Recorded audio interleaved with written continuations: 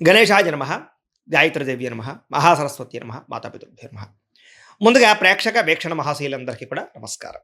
అయితే 21వ తారీఖు జూన్ 2026 ఆదివారం నుండి 27వ తారీఖు జూన్ 2026 శనివారం వరకు కూడా ఈ వారం ద్వాదశ రాశుల వారికి కూడా ఎలా ఉండబోతుందో చూద్దాం. ఇక కర్కాటక రాశి వారి యొక్క ఫలితాలు. ఈ వారం మీ గోచార గ్రహగతులు కనుక చూసుకున్నట్లయితే కొంచెం మిశ్రమ ఫలితాలు కనపడుతున్నాయి కాబట్టి తొత్త జాగ్రత్తలు తీసుకోవాలి. ముఖ్యంగా ప్రయాణాల్లో ప్రమాదాలు కనపడుతున్నాయి, జాగ్రత్త.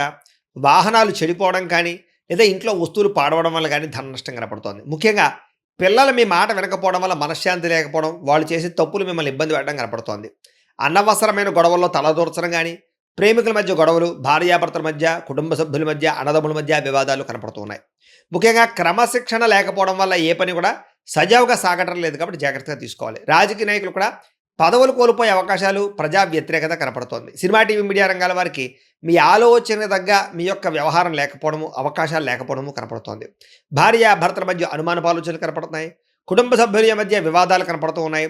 ఉద్యోగంలో స్థాన మార్పులు, ఉద్యోగపరంగా ఇబ్బందులు కనపడుతున్నాయి. మీ గురించి కొంతమంది చెడుగా ప్రచారం చేయడం కానీ, నిందారోపణలు చేయడం కానీ చేసే అవకాశం ఉంది, జాగ్రత్తగా ఉండండి.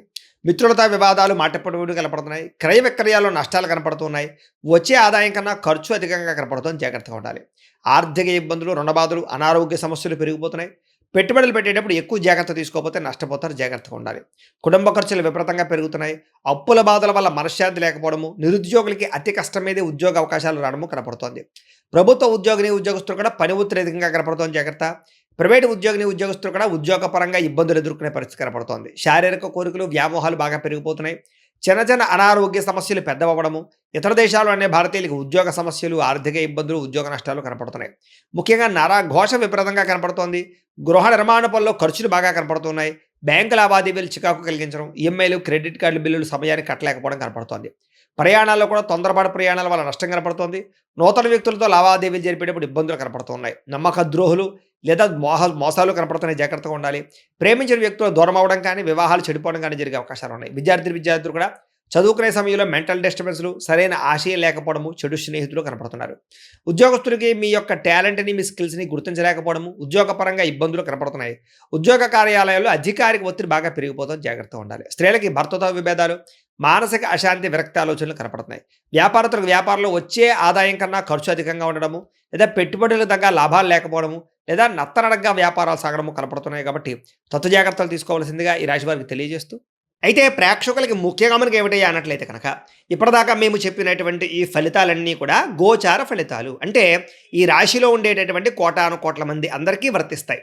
కాబట్టి ఆ రకంగా వినే ప్రయత్నాన్ని చేయండి.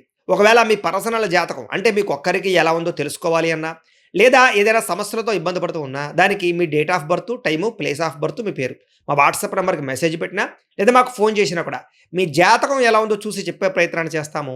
లేదా ఏదైనా సమస్యలతో ఇబ్బంది పడుతూ ఉంటే కనుక దానికి పరిహారాలు చెప్పడం కానీ, లేదా పరిహారాలని మా పీఠంలో ఉండే బ్రాహ్మణుల ద్వారా ఈ రకంగా జపాలు అని, ఈ రకంగా మండప ఆరాధనలు, ఈ రకంగా అభిషేకాలు, ఈ రకంగా హోమాలు నిర్వర్తింపచేసి వీటికి సంబంధించినటువంటి ప్రసాదాన్ని మీకు కొరియర్ ద్వారా పంపించే ప్రయత్నం చేస్తాం.